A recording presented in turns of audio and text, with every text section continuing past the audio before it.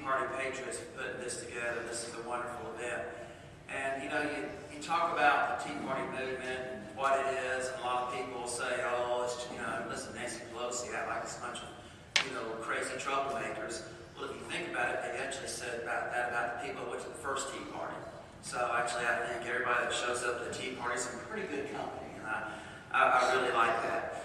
Also, probably after everyone speaks, we are going to do a few questions, and you're going to see me get up and leave during the question and answer part. And I want to go ahead and tell you the reason for that is that I have another event up in Atlanta, as you can imagine. It's a large state. I've been in South Georgia ever since yesterday morning at numerous events, starting over in Kingsland and Camden County, working my way over. And I do have another event later this evening, so I'm going to have to leave a little bit early just to make the travel arrangements. So please understand that. I want to talk very briefly about a little bit about my philosophy of government. And it's the thing we see is why we have a Tea Party movement, it's why we have Georgia Conservatives in Action and other groups, is people have forgotten who the boss is. It seems like the folks in Washington, they think they own this country. They think they own this government. They think they own the Constitution. And they forgot that it was everyday people like us. Public service is just that. It is serving the public. And that's what I've tried to do. I've often said, if you want to know what someone's going to do in the future in another elected office, look to see what they've done in the past. And if you look at what we've done, we've been there every day serving the public. Last year we collected about $24 million a year, or last year, when people called us and they said they needed help getting an insurance claim paid. We would go, we would intervene, we would mediate. Yeah, you could always go and hire a lawyer and go to court, but you shouldn't have to do that. We'd help people with real everyday problems. But another thing is government can't be there to help people if you can't find them. And it always bothers me, if we work for the people, we're supposed to be available for the people, but then we close around 4:30 or 5 o'clock when you're still at work trying to make money and take care of your family. It's always kind of like, let's hurry up and close before the people we work for get a chance to call and ask us for help. It never made much sense. So we're open until 7 o'clock at night, the only state agency outside of emergency personnel that's open until 7. And we do it because we believe that government employees should work to their inconvenience for the convenience of those that we serve. Another thing in my office, because your time's more valuable, you call us, you get like a live human being that answers the phone. Remember the old days when real people knew how to answer the phone? They still do that in my office. And what's really neat about live people answering the phone? We never ask you to push 1 for English or anything like that. So it's real convenient.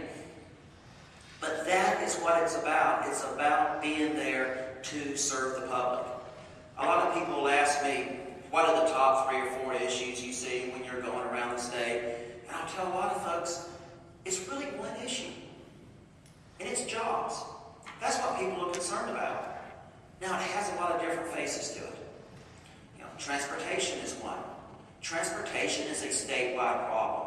It's not an Atlanta problem. It's not a rural Georgia problem. It is a Georgia problem.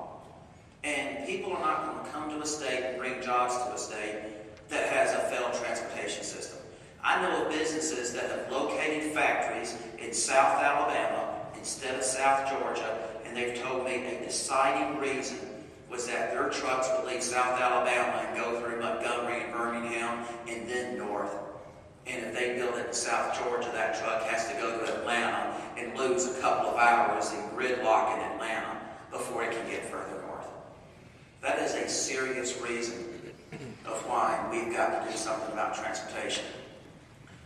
Make a little bit of yarn over in this neck of the woods.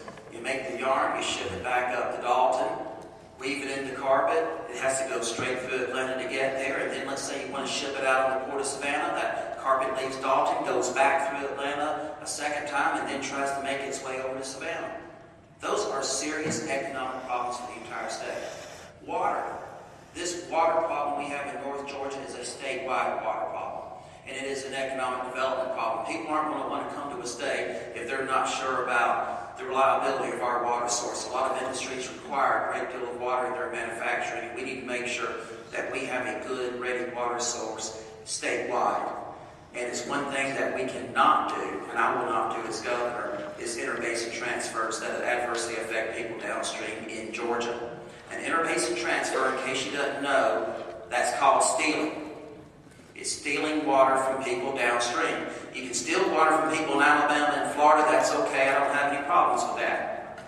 But Georgia's one family, we're not going to steal from our fellow family members. Education. It's jobs. People aren't going to bring jobs to a state when Alabama has higher SAT scores than us and a lower dropout rate than us. That's not a good Chamber of Commerce moment. Why do you think a lot of factories are going to Alabama? Because they're touting that they got better SAT scores than we do, and the kids will be more likely to graduate high school in Alabama statistically than they are here. All of that comes down to one thing, and that is jobs.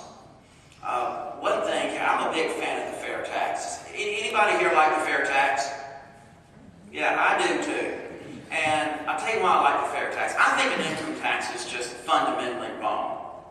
You know, I've often thought a fair tax, a fair tax is the only way to effectively tax the American people. Being for the fair tax doesn't mean we don't want tax. It means that we want a fair system of taxation. If you think about what an income tax is, an income tax is taxing productivity.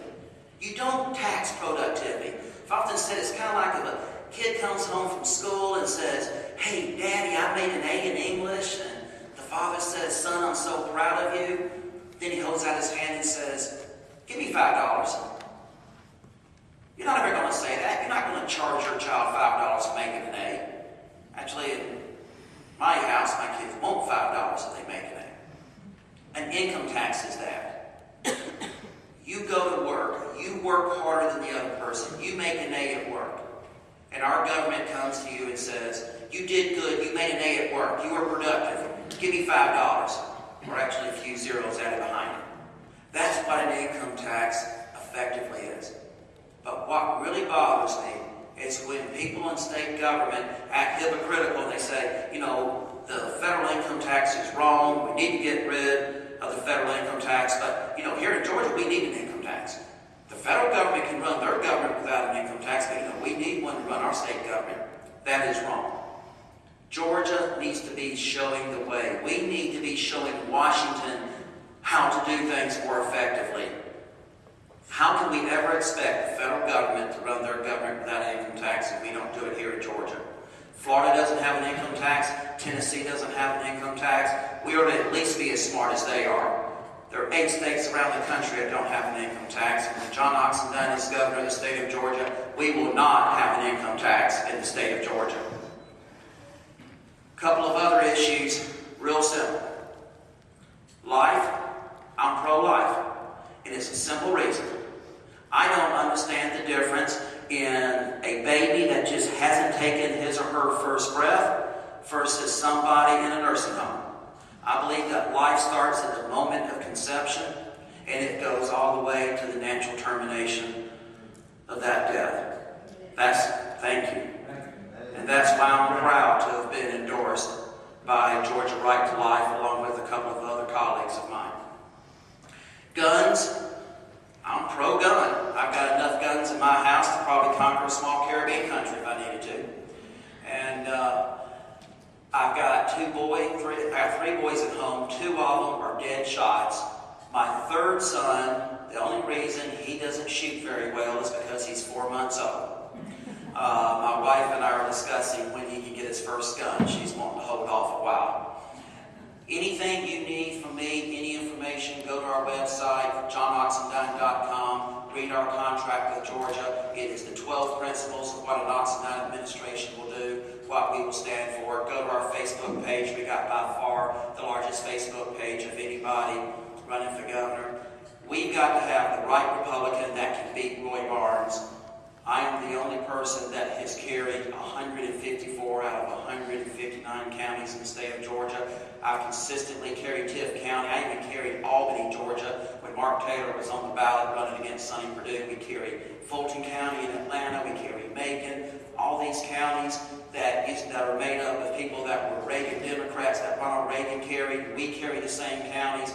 We've got to have someone that oppose Roy Barnes.